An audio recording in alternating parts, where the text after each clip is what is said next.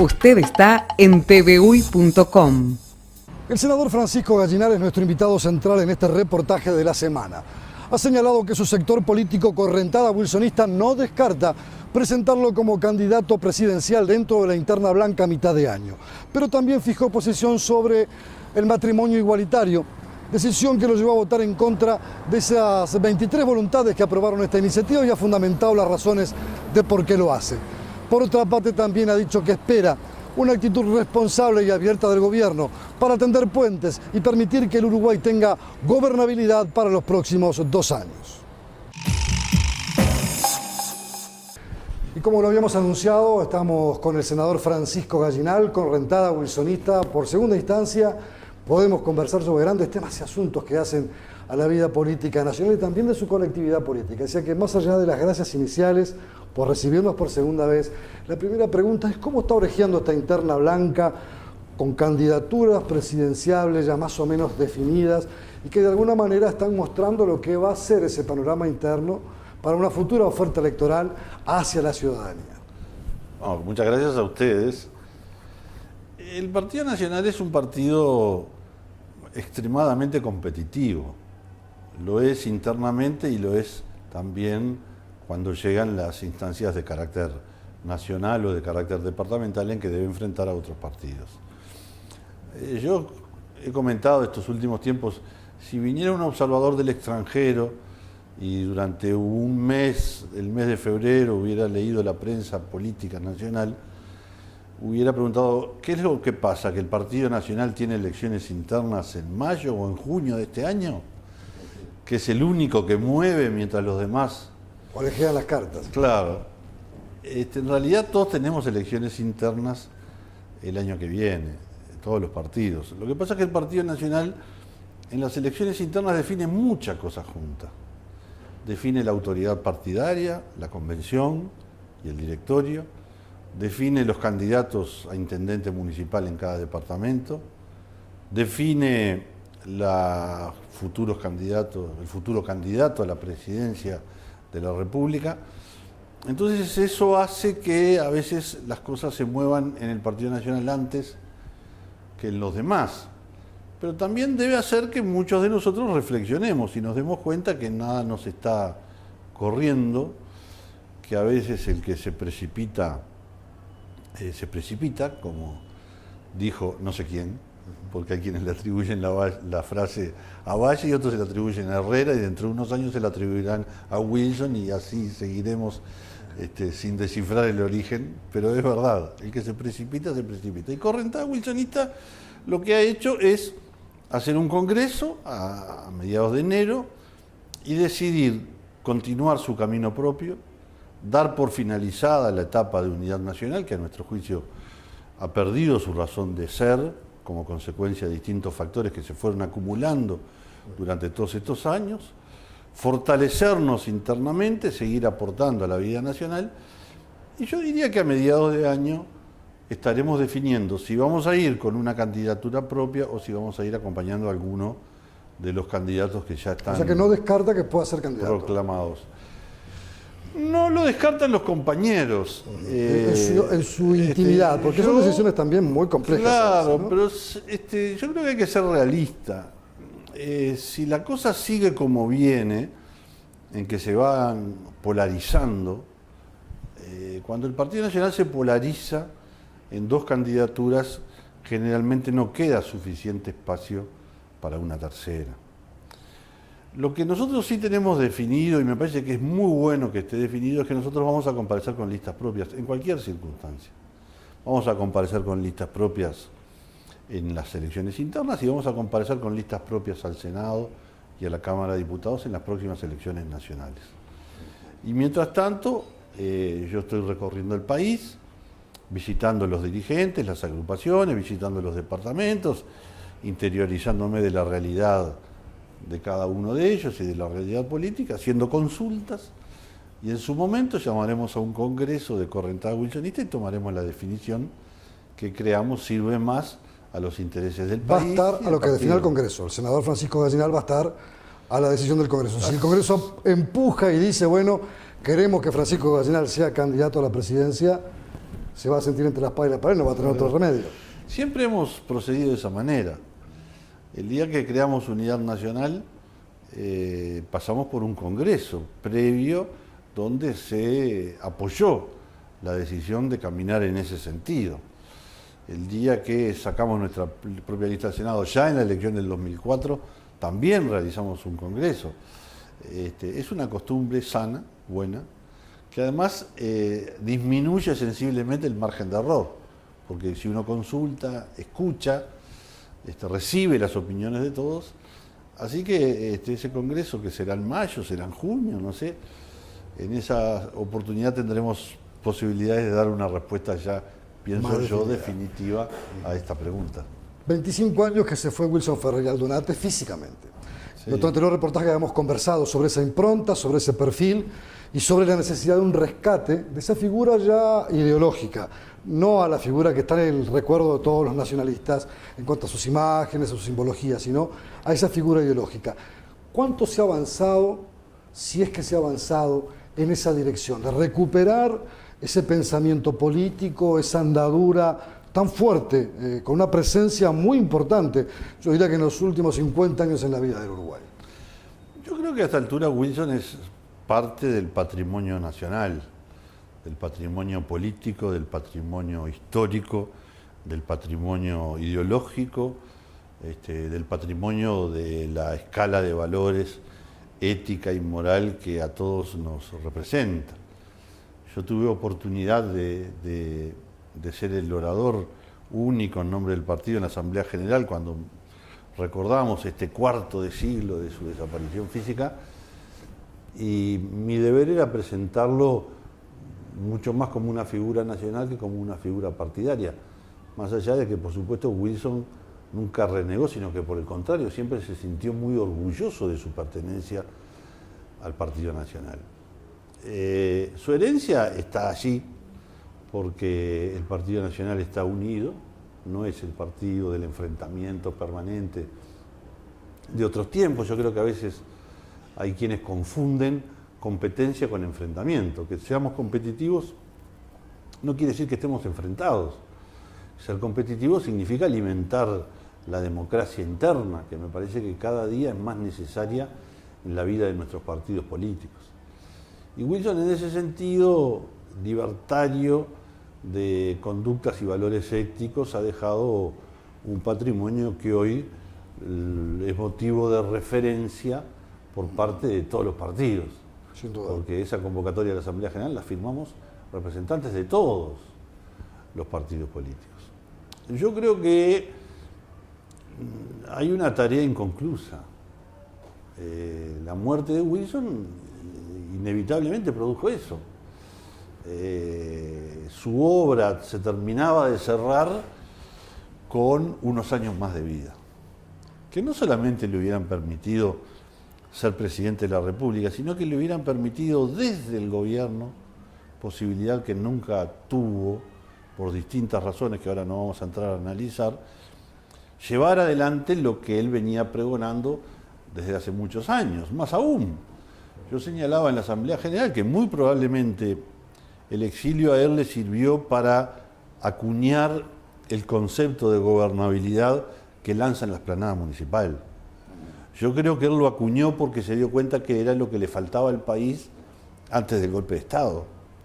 También creo que él lo modeló pensando que iba a ser presidente de la República y que en consecuencia iba a salir a buscar, a pedir la gobernabilidad a los demás partidos políticos. Entrega una gobernabilidad sin calcular el precio político que a veces una decisión de esa naturaleza tiene, ¿verdad? Claro, después se encuentra con la prisión, como consecuencia de la prisión la derrota, y aquella gobernabilidad pensada para el ejercicio de su gobierno, del gobierno de su partido, él tiene la enorme generosidad de entregarla, porque el país la necesitaba, porque el tránsito de la dictadura a la democracia no era sencillo.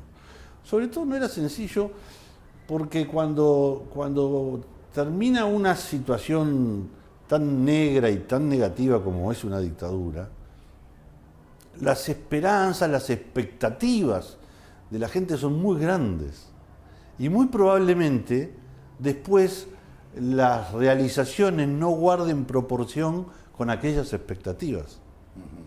Entonces era necesario que apareciera otro partido político ofreciendo los instrumentos, los votos, las ideas, para que ese tránsito se produjera en paz, pero con cambios A necesarios. propósito de esa conmemoración, decía hace pocos días el analista político Gerardo Caetano que él notaba que desde el Partido Colorado hasta el día de hoy no se guardaba una gratitud real, profunda, por ese gesto desprendido y generoso que Wilson Ferreira hizo, otorgándole gobernabilidad al gobierno del doctor Sanguinetti.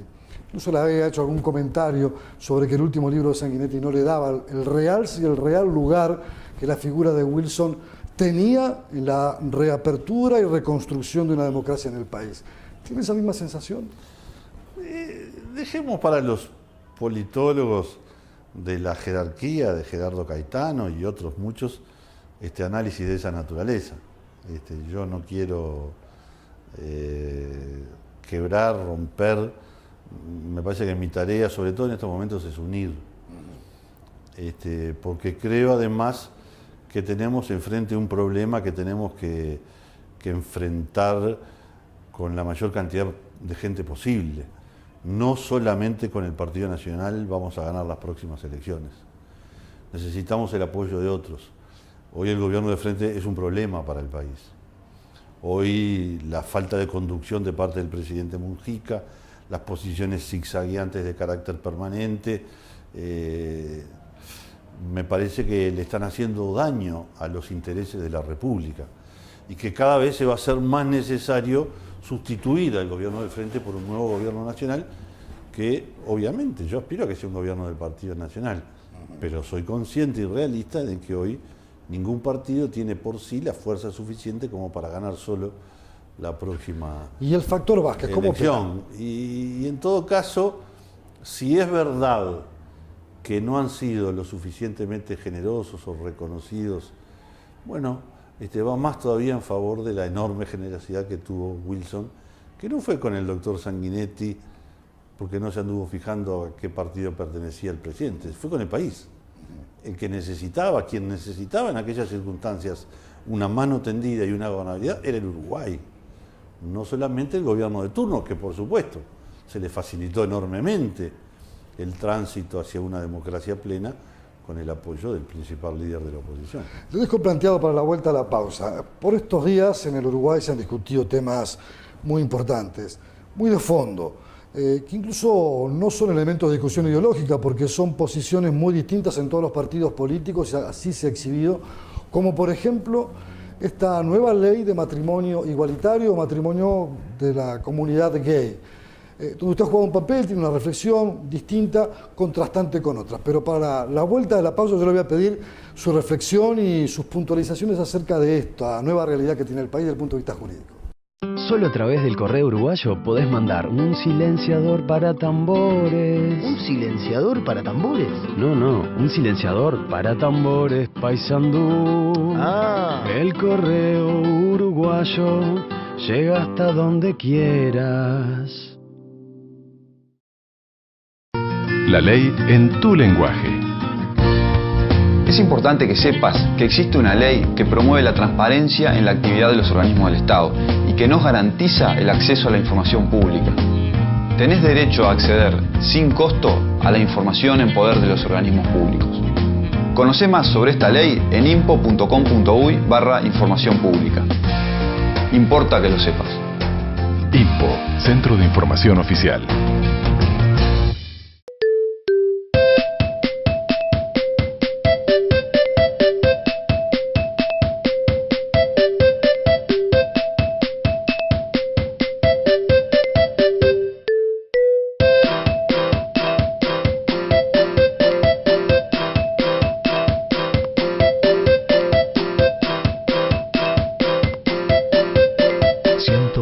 Días de vacaciones, fines de semana. Tenés todo un país para disfrutarlos. Uruguay Natural, Ministerio de Turismo y Deporte.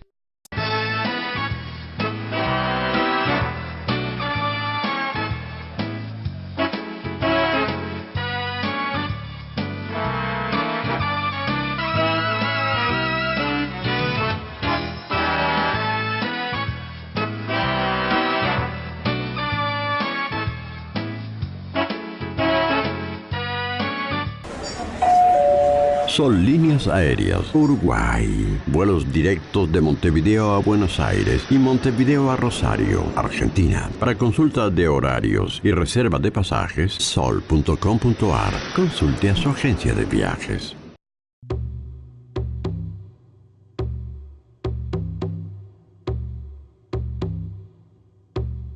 Uruguay enfrenta un desafío que debemos resolver entre todos. 24 asesinatos domésticos en el último año han convertido al hogar en un sitio peligroso. Empecemos por casa. Todos debemos hacernos cargo del problema para ser parte de la solución. Contra la violencia, por la vida y la convivencia. Senador Gallinal, le dejamos planteado antes de la pausa. Se ha votado una ley que cambia el orden jurídico, pero muchos que defienden esta norma del matrimonio homosexual dicen, bueno, es darle más libertad, es agrandar el derecho para que todos tengan cabida, es una forma inclusiva de alguna manera de que nadie pierda derechos, sino que otros pocos que no los tenían los vayan ganando. Y ha habido otras lecturas que tal vez, sin desconocer la importancia jurídica, tienen otras miradas, otros acentos. Usted votó negativamente esta iniciativa y no midió costos políticos, como se puede pensar por parte de algún otro. ¿Cuál es la reflexión que hoy tiene, aprobada ya la norma, que va a ir a la Cámara de Diputados, que se dice que va a volver rápidamente y prácticamente con una sanción favorable? El tema no es fácil, las ¿verdad? sociedades van evolucionando, ¿verdad? Porque el hombre va evolucionando, felizmente. Bueno sería, o malo sería, que tuviéramos un regreso, una marcha atrás en el pensamiento y no fuéramos capaces de modernizarnos y actualizarnos. Yo contaba en el Senado cuando se discutió este tema. Hace prácticamente medio siglo, una tía mía se casó por civil con un hombre divorciado y mis abuelos no fueron al casamiento. Y los padres de las amigas de mi tía le aconsejaban a las amigas que no fueran. ¿Por qué? Porque el divorcio estaba muy mal visto en aquel tiempo y vaya si llevó una larga discusión. Primero el divorcio y luego las causales de divorcio.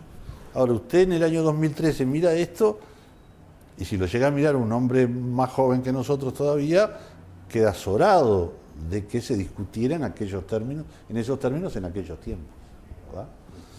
Por suerte hoy es un tema superado, más aún, yo creo que causales de divorcio debería existir una sola, la sola voluntad de cualquiera de los cónyuges, porque en definitiva el matrimonio es un contrato. Yo creo que los homosexuales tienen todo el derecho no solamente a vivir de consumo, sino también a que exista un contrato que regule esa relación y que proteja sus derechos y sus obligaciones, igual que el matrimonio. Pero lo que no me parece correcto es que se llame matrimonio, porque la institución matrimonio tiene 2000 años de existencia. En Uruguay existe desde que el Uruguay es un país independiente, y en la esencia de su definición está que es la unión entre dos personas de diferentes sexos. Usted lo mira con una matriz hasta si se quiera religiosa, ¿verdad? Casi como que fuera un sacramento. No, yo creo que, por que esa la religión justamente tiene eso para defenderse. Es decir, bueno, a mí no me llega tanto el problema porque para la iglesia es un sacramento. Y en cambio yo estoy hablando de contratos. Dejemos de lado el tema de la iglesia, que se defiende bien y por sí misma. A mí lo que me parece es que cuando se introduce un contrato que además se denomina matrimonio, igual que el anterior, y además se le agrega el calificativo de igualitario, se pretende crear una escala de valores que yo no sé si la sociedad lo comparte. Yo creo que la sociedad mayoritariamente comparte que las personas del mismo sexo tengan derecho a estar protegidos en sus derechos y obligaciones, tengan derecho a casarse, tengan derecho a unirse para siempre.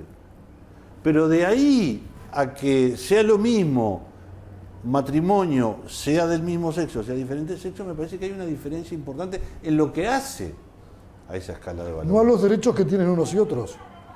Los derechos me son parece los que está mismos. bien. Las equivalencias son iguales. Las equivalencias son iguales, simplemente que las preferencias serán distintas.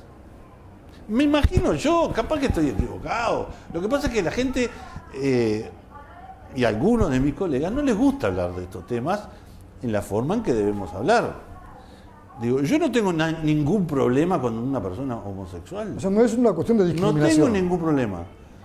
Ahora, ¿usted cree que es discriminación de mi parte si yo dijera que prefiero que mi hijo no sea homosexual a que sea homosexual?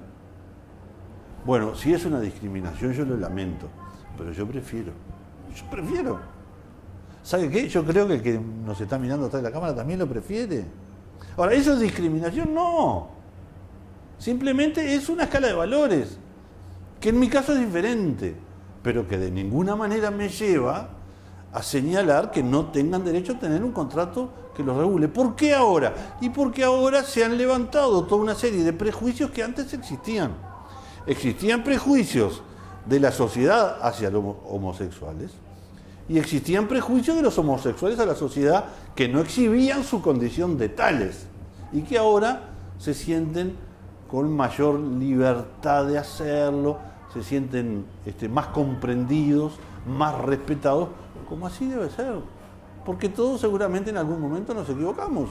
Quizás yo hoy tengo hacia ellos un respeto 100% que hace unos años ¿Ya ha podido no lo tenía. conversar con ellos sobre este tema? ¿Ha hecho algún abordaje con algunos de estos colectivos que los representan y que de alguna manera han levantado esa bandera? Un tema que además hoy, por ejemplo, se está discutiendo en Francia. Se está intentando elaborar en Francia. ¿Ha tenido contacto con ellos? ¿Ha podido conversar mano a mano, cara a cara? Yo integro la Comisión de Constitución, que fue la que se trabajó el tema durante 3 meses. Y allí un poco por las respuestas que tuvo. Y allí recibimos delegaciones de todo tipo. Principalmente la ONG Ovejas Negras, que es una de las grandes impulsoras. Y yo les he hecho preguntas y les he expresado mi opinión. Discrepamos, creo que ellos se lo han tomado un poco radicalmente, pero yo no dejo de reconocer. Por ejemplo, lo hice ayer en el Senado cuando discutimos el tema. En la comisión recibimos una pareja de hombres que viven de consumo, que tienen un hijo, que a nadie se le ocurrió preguntarle cómo lo hubieron, porque yo no me siento con derecho a realizar una pregunta de esa naturaleza, que uno es profesional, que juntos tienen un negocio, y que vinieron a decir nosotros queremos, porque se le ofreció el secreto de la versión taquigráfica. Dijeron, no, nosotros queremos hacer público esta condición, lo hemos decidido ahora, somos del interior, lo que es también un tema más fuerte, porque la sociedad es mucho más artesanal, ¿verdad? Y está bien, y a mí me tocó y me pareció muy, muy valiente esa actitud. Lo que no me parece, para mí había 3 caminos. Uno, que era el ideal, un contrato nuevo, en donde se dijera contrato de casamiento, contrato de enlace, contrato de unión, que se establecieran así los derechos y obligaciones. Para mí ese era el ideal. Segundo, bueno, que sea matrimonio, pero no igualitario, porque lo de igualitario parte de la base de destruir lo que ya tenemos para construir algo nuevo. Es fundamentalista, fundacional. Y no es correcto descalificar lo anterior. ¿Por qué es igualitario? Yo le pregunté, en ese diálogo que usted me preguntaba, digo, ¿por qué es igualitario? Porque ahora se pueden casar iguales del mismo sexo, o es igualitario porque ahora todos nos podemos casar con todos. No, es igualitario por ese concepto, no. Pero entonces quiere decir que el anterior matrimonio no era igualitario. El que usted se casó, el que yo me casé, el que aquel se casó, no era igualitario. No, lo era. Son conceptos diferentes que hacen a realidades diferentes. Hay un artículo de la ley que se va a aprobar que dice que se prohíbe jurídicamente, no en el lenguaje popular, por suerte, utilizar el término padre o madre, abuelo o abuela, esposo o esposa. ¿Por qué? Porque es discriminatorio. No, hay que decir cónyuges, hay que decir progenitores. Pero no es un... porque es verdad, a veces el derecho tiene que recurrir a la ficción. ¿no? Por ejemplo, usted dice, sociedad anónima es una persona jurídica. Eso es una ficción propia del derecho necesaria. Pero cuando el derecho dice hombre-mujer, no es una ficción. Es la naturaleza la que nos hizo diferentes. Entonces, no veo el porqué de una...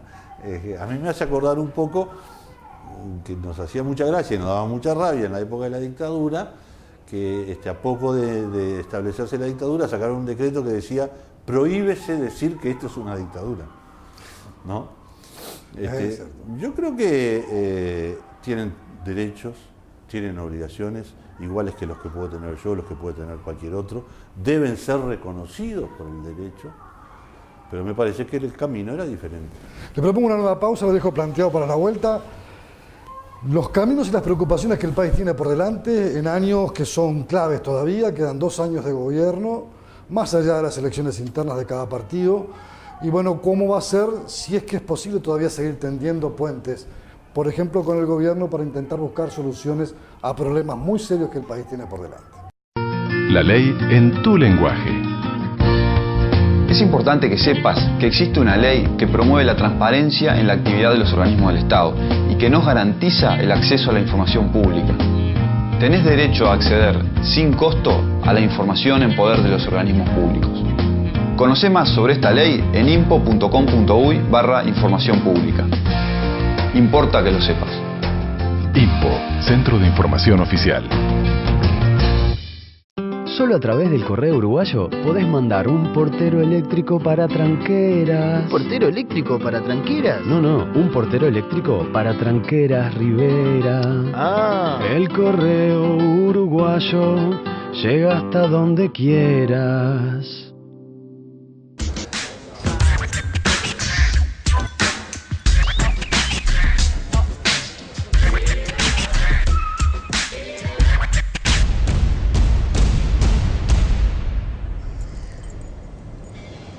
¿Sabías que en Uruguay la edad de inicio del consumo de alcohol es a los 13 años? A menor edad de inicio, mayor posibilidad de tener problemas con el alcohol. Conectate con tus hijos. Cambiar es posible. Junta Nacional de Drogas, Presidencia de la República.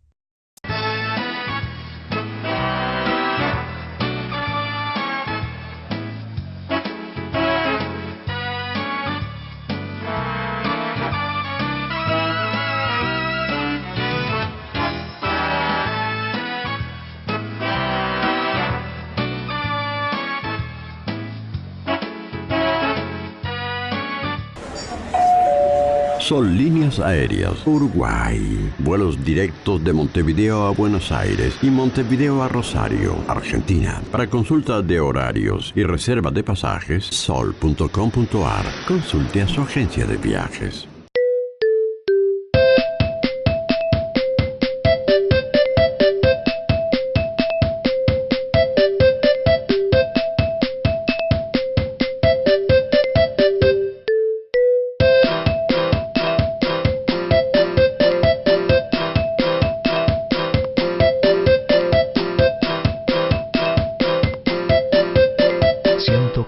Días de vacaciones, fines de semana. Tenés todo un país para disfrutarlos. Uruguay Natural, Ministerio de Turismo y Deporte. Estamos conversando con el senador Francisco Gallinal. La pregunta planteada antes de esta última pausa: el Uruguay tiene desafíos en materia educativa, en materia de seguridad y en una serie más de elementos. La economía no ha estado ausente. Por estos últimos días incluso hubo una interpelación al ministro de Economía por la preocupación del 2,8% del déficit, por una inflación que crece más allá de lo que las pautas o rangos meta que el gobierno se había fijado. Es decir, son todos factores que están ahí en la inmediatez y en la preocupación cotidiana de todos los uruguayos. ¿Es posible seguir tendiendo puentes, senador? ¿Cree que el gobierno todavía tiene margen para dejarse ayudar o para intentar entender que hay otras miradas y otras voces que pueden aportar? ¿Sienten que el desgaste ya ha sido suficientemente grande como para no seguir intentándolo? Yo creo que siempre uno tiene que estar pronto para ayudar si mañana se necesita de nuestra ayuda. No importa que estemos a 5 años de las elecciones o que estemos en la puerta de su celebración. Lo que pasa es que es muy difícil ayudar a quien no quiere ser ayudado, o a quien no le interesa, o a quien cree que no necesita, que cualquiera de las tres variantes sirve para definir este gobierno. Este gobierno tiene un problema, y tiene una virtud. La virtud es que tiene mayorías muy disciplinadas. Entonces no necesita de los votos de la oposición, salvo en contadísimas excepciones, para aprobar ninguna ley o para derogar ninguna ley. Tiene un defecto que se encierra en esa mayoría propia. Tiene que estar transando adentro con el Partido Comunista, con el Partido Socialista, con el sector Liber Seregni. Y entonces se agota tanto en la discusión y en la transacción interna que después no le queda ningún margen para negociar con la oposición. Esa es la historia del gobierno del Frente de los 5 años de Vázquez y de los 2 ¿Hay algún años asunto que distinto llevamos que usted de advierta? Por ejemplo, acá hubo participación de un gran acuerdo nacional con representantes de todos los partidos en lugares claves, empresas públicas, lugares como la Corte Electoral, en fin. El gobierno Vázquez no lo hubo. ¿Cree que cambia un poco el acento con la figura de uno y del otro? Especialmente pensándolo en que hay un factor Vázquez planteado para la próxima elección, que según los sondeos puede ser un candidato con opciones serias de ganar. Yo creo que la ausencia de la oposición en los organismos de administración y de contralor en la administración pasada fue un error compartido de los partidos políticos. No solamente del gobierno, fue un error compartido. Creo que en este caso se dio ese paso, pero ahora está pasando algo terrible. Yo en estos días voy a convocar al ministro de Industria a la Comisión de Constitución, pues yo les voy a contar algo que quizás les cueste creerlo. En el directorio de la UTE han existido problemas graves con algunas licitaciones. Fue necesario reincorporar por una sentencia del Tribunal de lo Contencioso Administrativo un gerente general que había sido mal destituido. Y entonces, como para tomar decisiones de acuerdo a la reglamentación de la Carta Orgánica de UTE, se necesita la participación de la oposición, se necesita la participación de la oposición para destituir, se necesita la participación para nombrar al gerente general, se necesita para asignar funciones a los gerentes. Y como muchas veces no contaban con ese respaldo porque o se intentaba politizar desde el punto de vista electoral, o no se compartía la estrategia, o no se compartía las licitaciones que después la propia UTE por unanimidad terminó anulando, ahora sencillamente el presidente de la República y el ministro de Industria aprobaron un decreto a través del cual cambian las mayorías en UTE.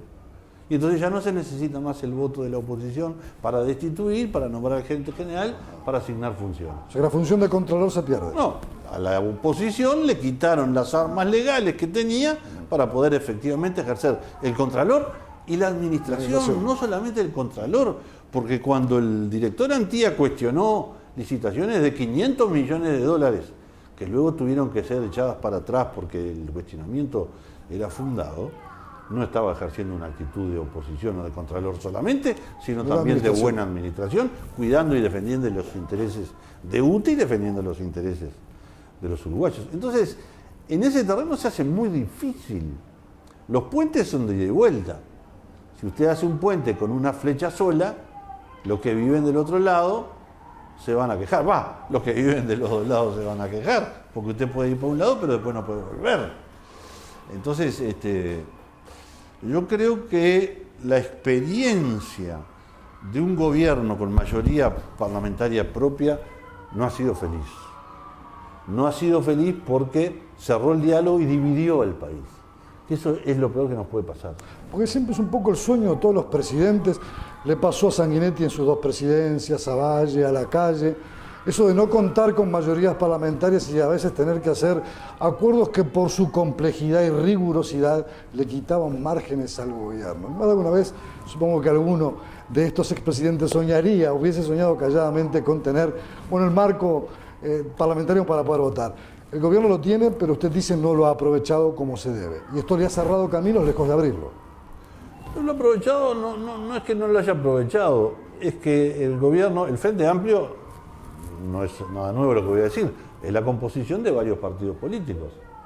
Entonces, cuando tiene que tomar una decisión en materia de política económica, cuando tiene que tomar una decisión en materia de política educativa o de seguridad, tiene que consultar adentro y uno le dice que no, otro le dice que sí, otro le dice que ni y otro le dice que so.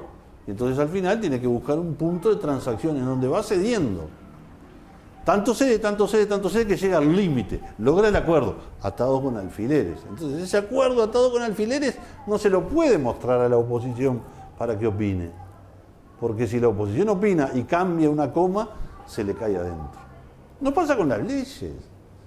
Nosotros le hemos demostrado al gobierno de que proyectos de ley que vienen de la Cámara de Diputados tienen errores garrafales, porque dice 3 por 3 es 8, y en realidad 3 por 3 es 9. ¿Y saben lo que hacen? Lo aprueban igual. Y presentan un proyecto de ley que dice, corríjase el proyecto anterior donde dice que 3 por 3 es 8, y debería decir 3 por 3 es 9. Entonces, así, si no hay un diálogo de ida y vuelta es muy difícil. Y el tema es, primero, tenemos que evitar que nuestra sociedad se divida.